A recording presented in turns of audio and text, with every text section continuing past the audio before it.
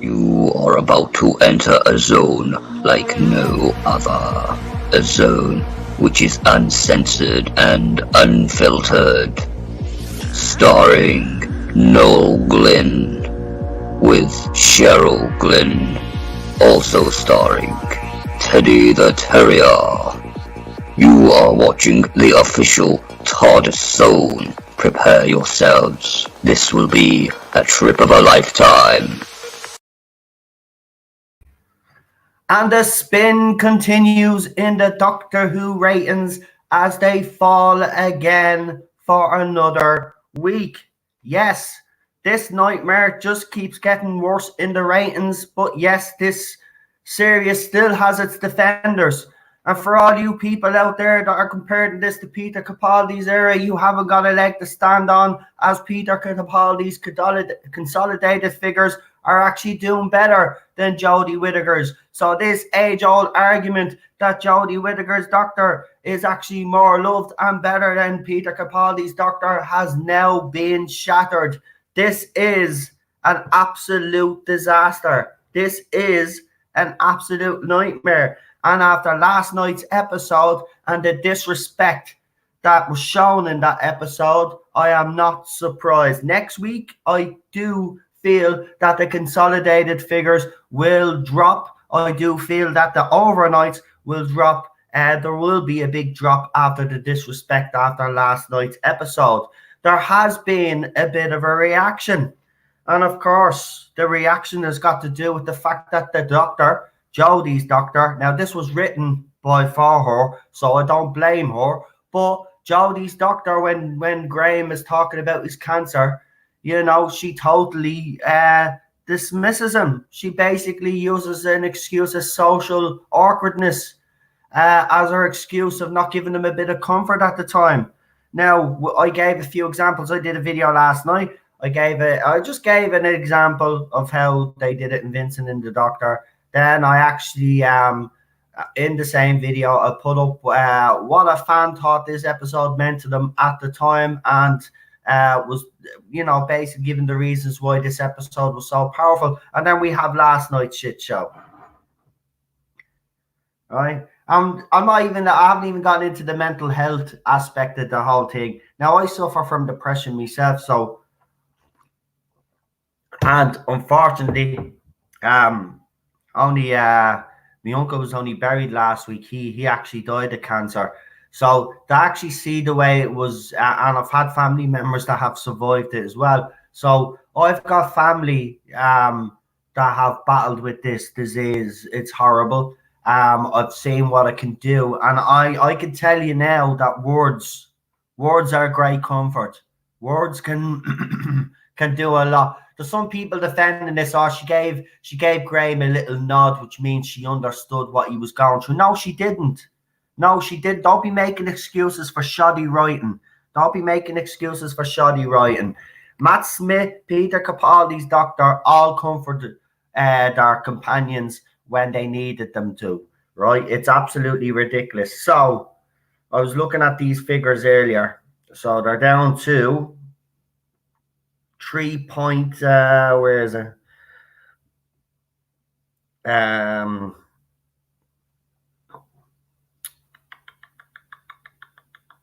Where is it? Where's the consolidated? I had them there. I always do this, the overnight.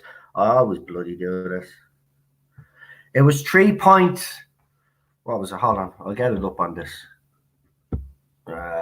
Doctor Who, here we go. I should have done this at the start, so I don't know why I didn't, but Doctor Who.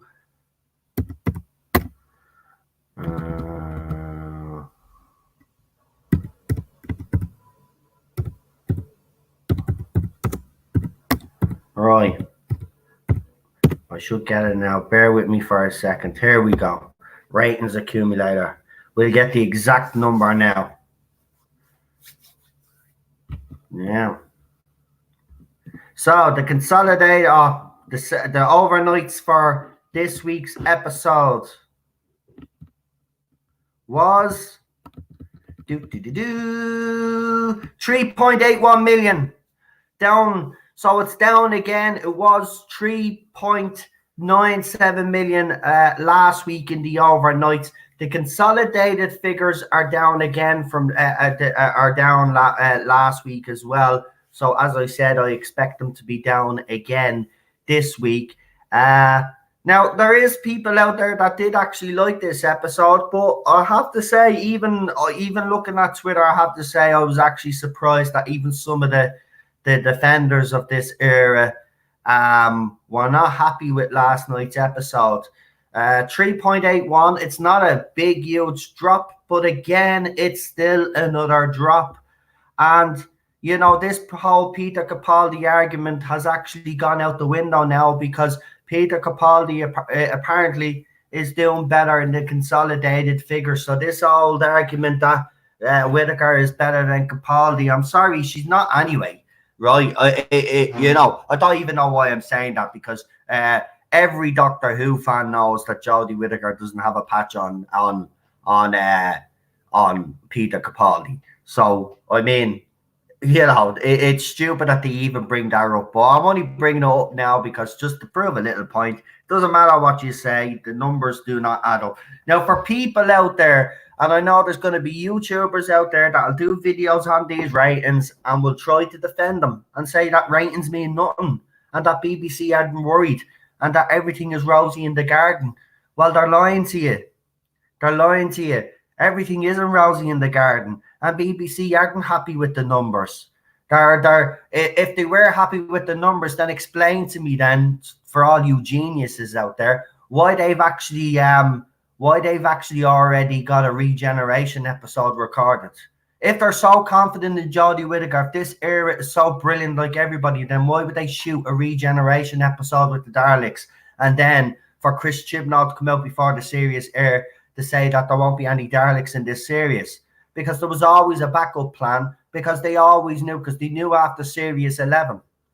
They knew after Series 11. This show was mortally wounded during Series 11, and it's continued. What they tried to do is they tried to bring back all their villains to try and rescue this disaster, and it hasn't happened. I said it last night, after all the stuff that they've done, bringing back the Master, bringing back Captain Jack, right? We still have the Cybermen to come, right? And doing everything that we asked them to do last year, like the cliffhangers and stuff like that, right? Where's the old villains everybody was asking? Well, he's brought them all back, right? Brought them all back with a vengeance, and it still hasn't stopped this slide since last year.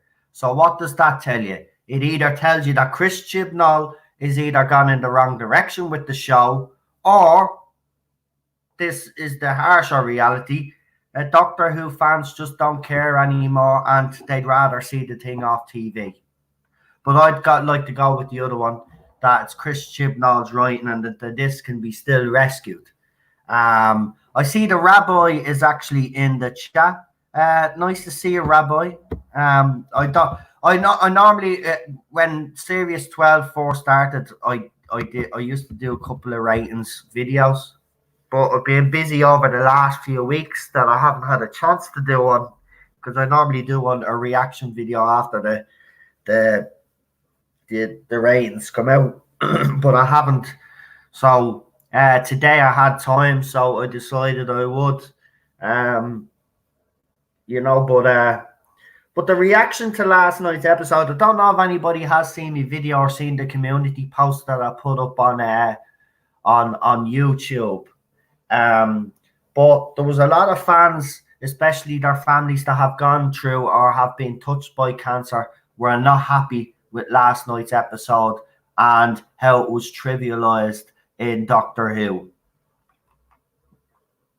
But you see, this is what happens when you employ soap writers instead of the writers that you should be employing for Doctor Who. See, this kind of stuff would fly in Emmerdale or Coronation Street or EastEnders, but in Doctor Who it doesn't fly, right? If you're going to broach subjects like mental health, for example, well then I would tell everybody to ignore last night's episode and to actually watch Vincent and the Doctor. That's how you deal with mental health in Doctor Who universe, and that was the best way that and not only that, it was a great episode as well. It actually wasn't.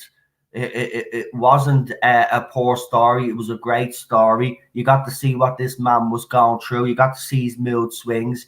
You know, Amy was sad for him. You know, he had a little bit of happiness before he died. They dealt with that issue perfectly, right? That last night, Ryan's mate, who we've only seen a couple of times in the show so far, right? We haven't seen him enough to kind of get connected with this character, to believe that he actually suffers from depression. And this is the point I will make. People say, but there's a character in there that has depression because they said he had depression. But where's the character arc for that character? Where's the lead up to show us that this person actually had, so I can get an emotional attachment to that character, you bloody idiots? That's the point. There's no emotional attachment to this guy because, you know, as Garbage has just said there, I agree 100%. I've been saying this all this series. It was shoehorned in, just like everything else. Shoehorned in. Everybody thinks that Chris Chibnall's this great writer because he's highlighting all these issues. You look at how he's highlighted all these issues. Most of them have been shoehorned in or poorly executed. Right? It's the same. I even made the point, and I proved it as well with the LGBTQ plus character. 25 seconds on the screen, right? Gives an LGBTQ character, right? Because apparently he's supposed to be this great writer that's diverse, to everybody, that will get, you know, he has no problem of representing anybody. But yeah, when he puts them in, he doesn't give them the respect that they deserve, and then kills them off screen after 25 seconds.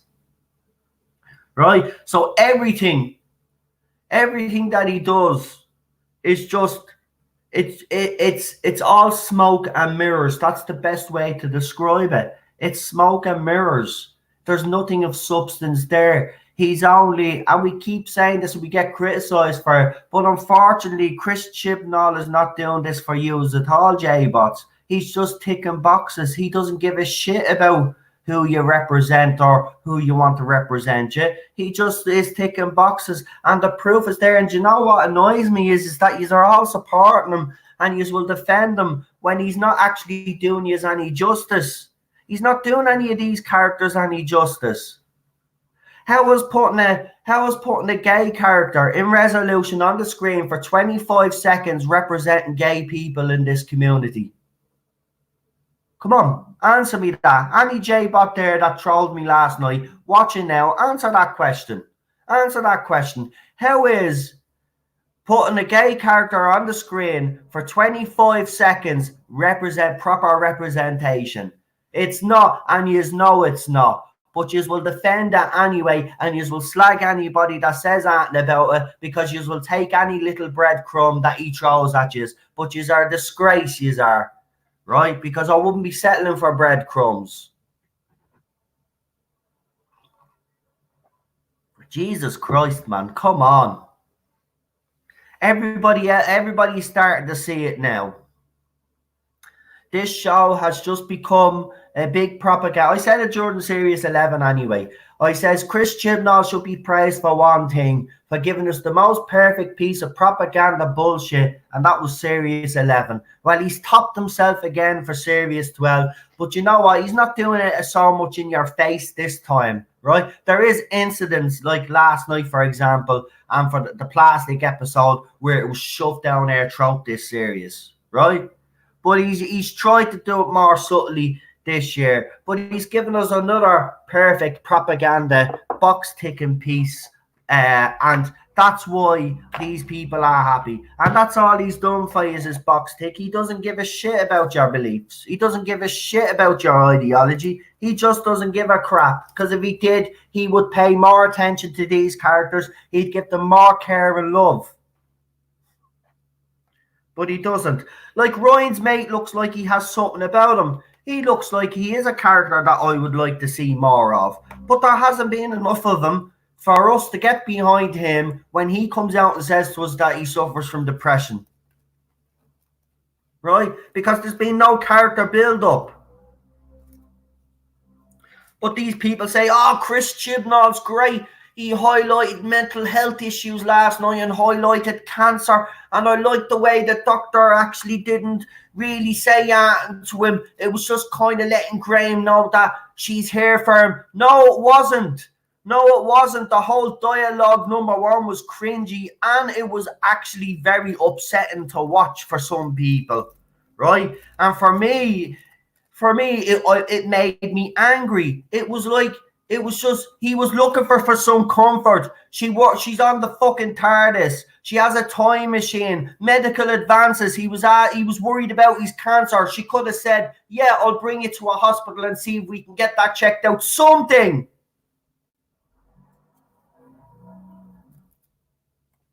But she didn't. She started talking about, I should say something here, shouldn't I? And starts going out about how she's socially awkward. Matt Smith was socially awkward. But when Amy told him she was pregnant, do you remember all of us, he was asked, was she all right and all this? He was worried. Peter Capaldi, when Claire was throwing the keys into the pit, remember? He says, you think he betrayed me, or tore me back on you. That's Karen. Where was her Karen? She doesn't care for nothing. Nothing. And that's the way she's written. I'm surprised none of her companions have died yet. It's the only thing I'm waiting on to happen now. She's a blundering idiot. Even after last night's episode, man, your man set her up. Right? She thought that she was doing a clever thing, and he got one up on her like they all do. That's why I'm surprised none of our companions have died. And the writing is so stupid. The dialogue is just so, oh my god. Look at it. I know what my English, right? People that follow me on this channel, you know I have difficulties with some words, and sometimes I don't get the right word out of what I'm expressing to try and say, right? But I'm not a writer. You know what I mean? I've had difficulties all my life, like with me reading and stuff like that. But I can read, I can write like perfectly. It's just I've always had difficulties. But these people are supposed to be writers, and even I could write something better. I might be able to write a script, but they could turn it into a script. But I could write fucking something. If I was going to do that story, Ryan's Mate, I would have built it up. I would have built it up for the past couple of episodes, not just throw it in. And they get praised for it, and then these people praise it. Oh, it's great writing, Chris.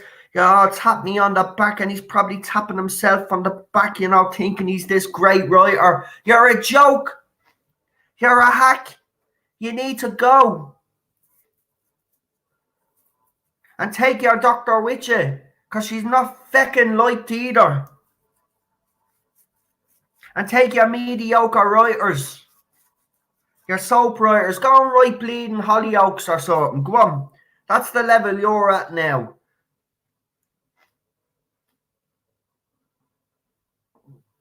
It's ridiculous, man. It's ridiculous. He's been getting away with this for 2 years now. So, as you already know, the first phase of my plan is in place, and I hope that some of you have been doing what I've asked you to do. Obviously, we won't bring it up in the chat because we don't want to alert anybody what I'm thinking, but it'll be Facebook groups. I'll put something, I'll put a post up. I want you to do that for the next trip, right up until the end of the finale, right? What I've asked you to do, right? Also, on the 2 nights of the finale, I'll be going live because I'll have something else for you to do on that night as well, right? Look at BBC are going to hear our voices whether they like it or not, all right? After last night, do you know what? Last night, at the start, I just want to apologize anyway.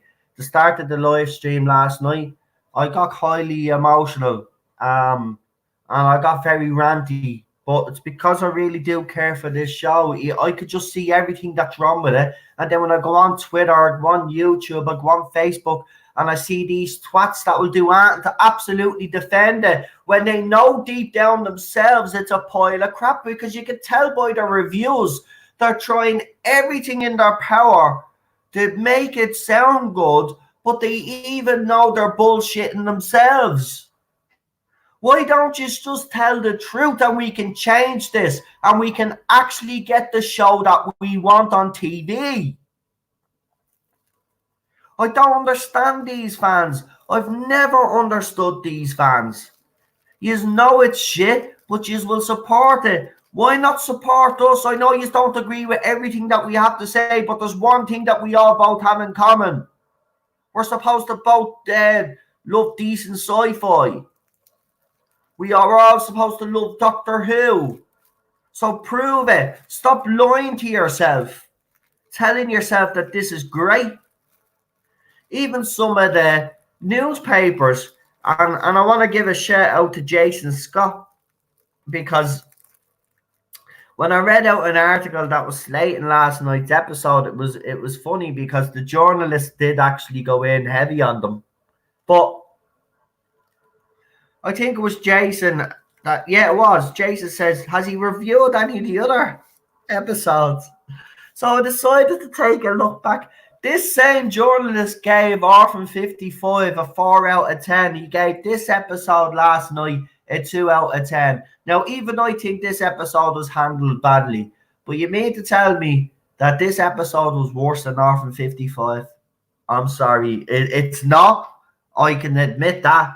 But, you know, Orphan 55 is just awful, not just writing, just in so many places. I mean, last night the writing was awful, and the episode wasn't great. Those demigods, that was actually a stupid storyline, to be quite honest. It would have had, see, if Moffat done something like this, we'd be excited for it. Because, you know, Moffat at least would give us a great start. The middle would probably be meh. And the ending would probably be a little bit of a disappointment. But still, you know, we'd still have those for the first part of it. But no, it's always the same. Look, there's a lot of people that don't agree with what I have to say. And that's fine. But people now have to realise that this show is in trouble, right? And there's a reason for it. Whether you agree with the reasons or not, there's something wrong with Doctor Who now, and it's proven it. Every week, and even in the consolidated figures, they're dropping, right? Every week there's a consistent drop. It's not just the overnights, it's the consolidated as well, right? So there's something seriously wrong, right? And that's the question that the other side should be asking themselves. Why isn't this being watched? If they like it so much, they should be asking, well, why doesn't other people? But they won't ask that question because they're blind. They do know why, but they won't admit it to themselves because they just would rather, once all their politics, once all their ideology, once they're being represented, they don't care about the quality of the show. Unfortunately, for BBC, there are people that do care about quality of the show. I've even seen them big up Top Gear this morning before I went to bed, because I had a late one this morning. BBC Press Office put up a post bigging up Top Gear, calling it the biggest car show in the world. Well, it might have been well, it probably is now because there's no other car show out there that's bigger, I suppose. You have a point there. But if the Grand Tour was back, that'd definitely be bigger than Top Gear, and we all know that. Top Gear is not the same show that it used to be when you sacked the other three lads. And don't be kidding yourselves that Top Gear is doing great. Because I did a video on this channel a couple of months ago. BBC Studios have lost a shitload of money, and they're relying on IPs like Doctor Who and Top Gear. And what's happening to Doctor Who and Top Gear? Both of them are struggling in the ratings. And everybody is ignoring this. I mean, BBC used to be about making money. I don't know what's happening. I know BBC, like everybody else, the woke agenda. I get that, right? I get it, right? That's what they care about now. But surely to God, right? It has to come a point where they say, right, we're not making money now. We actually have to start making money now. So maybe we should change our position. You know, it just baffles me that all these companies, right? It's not just BBC, you see it in Hollywood. They're making all these movies that are losing money, but yet they keep making them, keep throwing them out, they keep failing, and yeah, they keep bigging them up about how they're such a great success, like everybody does with this series. I've been blocked by most people that defend this era. All because I've been saying this since last year. They don't like what I say because I'm telling the truth. I love Doctor Who, right? There's nobody. I'm being honest with you. There's nobody loves Doctor Who more than me. Trust me. This has become a 24-hour obsession now. My wife will even tell you. I've got Doctor Who on the brain all the time.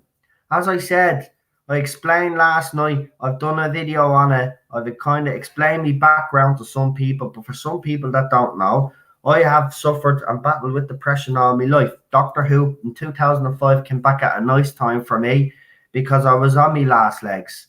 I haven't said this that much on this channel. I think I've only said it twice, but I'll say it again. I tried to kill myself a few times. I ran out in front of a bus and a bloody car. And I took a couple of overdoses as well. So I know what it's like to be down the barrel, scraping the barrel. And when I see these guys last night, the way they portrayed it with Ryan's friend, I was insulted because where's the backstory? How can I relate to this character, right? When I know nothing about him. All I know is he's Ryan's friend and Ryan hasn't been around and he's a bit angry with him. And you see him as an old man then in a dream. You know what I mean? So, I mean, when I see things like that not being represented, that's why Vincent and the Doctor for me, I have to admit, right? I know everybody will admit this, but I cry at the end of that episode, right? And it's a happy cry because Amy gets, when they bring him back, especially when they bring him back, right? When they bring him forward through time and he gets to see his paintings up on the wall, and then your man is describing what Van Gogh means to him, and Van Gogh breaks down crying. I'm in tears. I'm absolutely gone. I wasn't in tears over Ryan's mate last night. I wasn't in tears over Graham when he was trying to talk to the doctor about his cancer because there was nothing. Even think of this, even Graham himself, his character development has been poor. We've known that he met Grace because he was going through chemo and she happened to be his nurse, right? And then he loses his wife and he goes on the TARDIS, and it it gets mentioned a couple of times here and there, but nothing. You know what I mean? Is that it? Is that enough for people? Is this modern fan that's enough of a story arc to like? I mean, he's on the TARDIS. He asks a question, and you think she couldn't have just said, as I said, I'll bring you to a hospital, or I'll do a scan on you, or I'll do fucking something. I'll be useful instead of being a useless twat.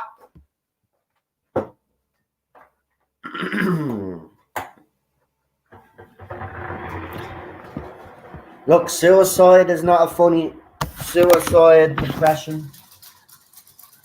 It's not a thing to be taken lightly.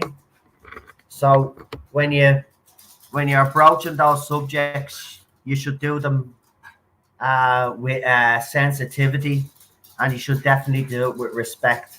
And Chris Chibnall and his team definitely did not do that last night, and it's reflected in those figures. I reckon next week it's going to be worse now because of this episode. 3.81 from 3.9, whatever it was, 7 is another drop. It's a small drop, but as I said, because remember a few weeks ago, people were saying, it's going to drop by the millions. And I said, no, this is going to be a slow and steady. This is going to be slow and steady. This is going to be slower than the Titanic sinking. Trust me. This is going to be slow. We've got what we are now. We've hit under the 4 million threshold. I did say originally that this series would probably end with 3.5, 3.6 by series end. And you know what? I reckon we're on for that. So, if that's good enough for the BBC when Doctor Who in 2005, when it came back in its heyday, got 12 million viewers, well then fine, fair enough. I do know that TV habits have changed, right? But you see, they have no excuse because TV habits have changed. That's why we have the consolidated figures. But if the consolidated figures are still down as well, well, then you can't hide anywhere. And the fact that Peter Capaldi's consolidated figures are now better than Jodie Whittaker's says everything. Listen, that there's no way that you could compare those two anyway, because Peter Capaldi is miles ahead of her anyway when it comes to acting ability, right? But to actually see it being reflected now in the consolidated figures is absolutely fantastic. You know what? J-Bots can't use that Peter Capaldi excuse anymore. And by the way, Peter Capaldi was on a Saturday night, and I keep saying this, and he kept moving his series from one time slot to the other. Jodie Whittaker has been on a cushy Sunday night slot, sandwiched between Country Foil and some other bloody show, and it's up against Dancing on Ice, and it's doing absolutely rubbish, right? So take his our Doctor, yeah, take his our writer and Chris Chibnall and shove it. Because I'm telling you. And by the way, if this show does go down and go under, we know who to blame. We won't be blaming ourselves. We'll be blaming you fans that stuck by this show when you should have actually come out and actually gave out about the direction that the show was going in. But not one of you actually have the balls to do it. And you don't have the guts to say what you really think. Because I think most of you are afraid of all these little 20-year-olds out there that go around threatening people and try to cancel people like me, myself and Ballstrek. It's never going to happen anyway. They're a bunch of little twats. So I don't know what you are afraid of them for. I've been fighting these little idiots for 2 years and I'm still here. Right, 2.5 years. Right, started off on Facebook. Now I'm on YouTube and I'm on Twitter and I'm getting it all over the place. Right, been fighting these for 2 years and still here. And I've been saying the same thing to you for 2 years. Right, and nobody listened to me at the time either. Only a few listened to me at the time when I told them that this was going to be shit. Right, but I got the usual at the time, you know. Oh, you're a sexist pig. You just don't like the Doctor because you haven't seen her in that, and you can't judge her. Well, I've seen her now, right? I've seen Jodie Whittaker now as the Doctor, so because I'm getting into her now. We've already spoke about Chibnall, right? So I'll tell you now, right? She ranks as the worst Doctor in Doctor Who's history. I'm sorry, even Peter Cushing, who played the Doctor in the movies, is much better than Jodie Whittaker. Ideally for me, I would love this era to be decanonized. I'm sorry. Go back to what works, right? The reason why Doctor Who was failing back then when Moffat had the show was Moffat's writing had gone stale and he'd burned out, right? And also, his writing suffered during the time when he was also writing Sherlock at the same time. So people were all thinking it was got to do with the fact, you know, oh, Peter Capaldi, because it was an older Doctor, that's why the young ones didn't want to watch an older Doctor, because they missed their boy with his hair and blah, blah, blah, Matt Smith. Right? That's true to a certain extent, right? But the reason why it ultimately failed was because the writing was shit. All that PC crap start getting into Moffat's scripts. And you know what? Actually, this is how you know how desperate the BBC is. When Moffat comes out in a Blu-ray special edition of Pertwee's era, and he's actually talking about that the Doctor shouldn't pander to the left or the right. And then he comes out then after, it was last week, he came out on Twitter then, BBC, Doctor Who BBC asked what was everybody's favourite villain. They obviously gave him a ring and said, listen, Moff, could you do us a favour? The show has kind of gone to shit. We've been promoting the finale for the past couple of weeks, but nobody seems to be watching these episodes. Could you just, I know the villains have been pretty poor, but could you just just say that you like one of them? Just go onto the feed there, and people will see that it's the great Stephen Moffat, and they'll probably all agree with you. So he went up, yeah. If I remember correctly, nobody really liked his tweet, and it didn't get many retweets. Now, I could be wrong. Now that could be different now because the J-Bots probably made sure. But if you're desperate enough to get him, you're desperate enough to shoehorn John Barrowman in when he's only after coming out of the jungle, because you could tell he dyed his hair. It's a shambles. It's a shambles. I just don't know how people could still defend this. Right, let's see who's in the chat. Remember, this is the first live stream tonight. I used to do these ratings videos in the early start of this series, but as I said, with the family issues that I've had and other stuff, I haven't been able to get around to them. So we're back again, but I have been saying this. I think the last one I did was a couple of weeks ago, where I said it's going to be a steady, consistent fall. Right, let's see who we've got in the chat today. We've got Gary, Charlotte, Ben, Spitfire, Mark. We've got Leland, Lone Wolf. Jane is here. Stephen, Cassidy. Ben, welcome. Welcome all. Who else have we got? We've got Rick. Welcome. We've got Flopping Has Been. That's a deadly name. Super John, welcome. Leland Crusader. Welcome, Chris. Chris, one of me moderators, does great here on this channel. Oh, you've actually sent me a message an hour ago on Twitter. Sorry, man, I'm only seeing this now. Oh, you've sent me. I'll have a look at that. I won't play it just in case there's a copyright. A YouTuber said Yaz was phenomenal and Jodie hit it out of the park for 7 weeks running. I cancelled my subscription. Yeah. See, here's the thing, right? These YouTubers that have praised every single episode and gave it universal praise, they know they're lying to themselves. They're only saying that because they know we will criticize.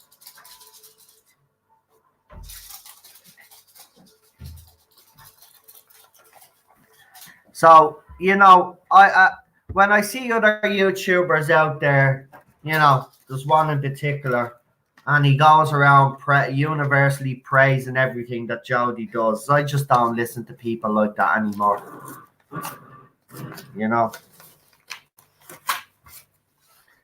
Right, let's see.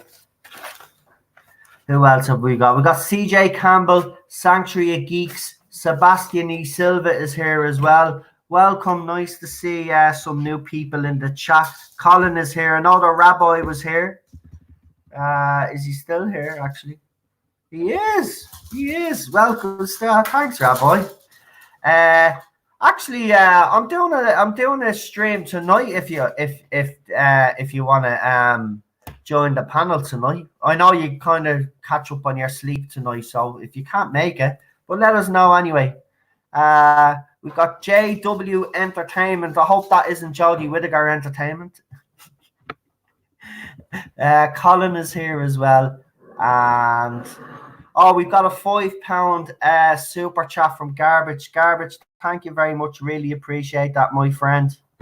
And he says, Noel, I've cried at school reunion with Kane Oil reveal at the end. Also Torn Left, Bad Wolf, and Vincent and the Doctor in the gallery. Yeah, I do like the K9 reveal. I remember at the time I was like a little kid. Brilliant. Torn Left is one of my favourite episodes of the RTD era. Catherine Tate's performance in that is actually fantastic. Bad Wolf and Vincent and the Doctor. Vincent and the Doctor. I've already said everything that needs to be said about Vincent and the Doctor, but that's how you handle the mental health issue. And it's actually, do you know what was sad? While last night's episode was on, Vincent and the Doctor was actually trending on Twitter at the same time, because people were basically saying this is how you do it.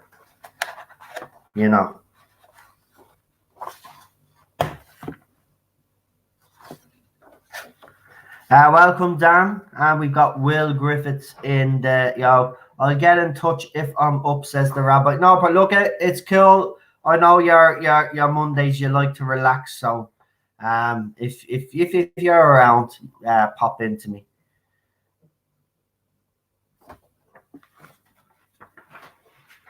Just hang on, folks. I'm just giving Cheryl something important here to have a look at.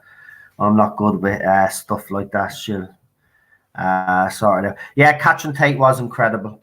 And thank you for that £5 super chat. I appreciate it. Well, I mean, look, we will be talking about more of this later on tonight with a panel. I hope to have a panel.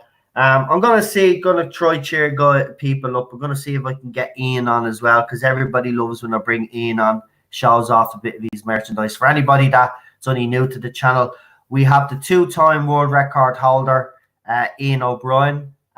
He has popped onto the channel a few times now, and what he does is he basically shows us some of these collectibles, and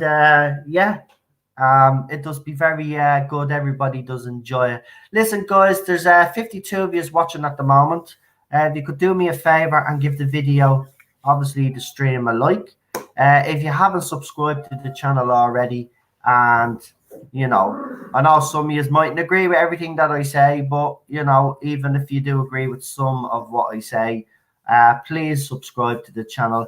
Also, this channel did, Jordan, while Series 12 was being filmed, we did give away some information, upcoming monsters. We were one of the first. Well, I think we were the first channel to break the Jadoon news. That's there's no debate in that one.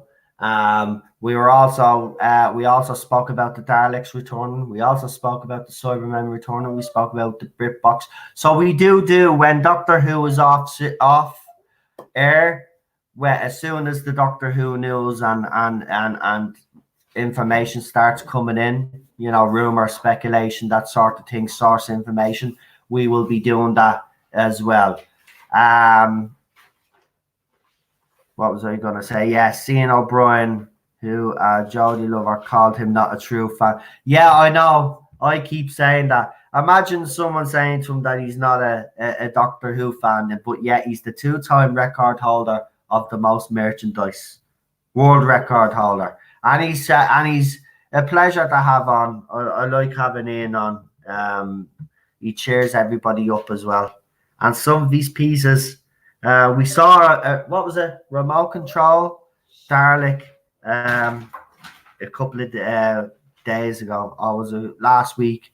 It was absolutely fantastic. It was voice and everything on it. Couple of Davroses. So yeah. So I'll be back later on. Obviously, if that pops up in the meantime before the live stream. As I said, this will probably be the first of a couple, because something always pops up before I even go live. Because Monday after the episode, when the overnights come out, there's always something. So something might pop up. So I could be on before. Well, more than likely I will be on before the live stream later on tonight. So join me.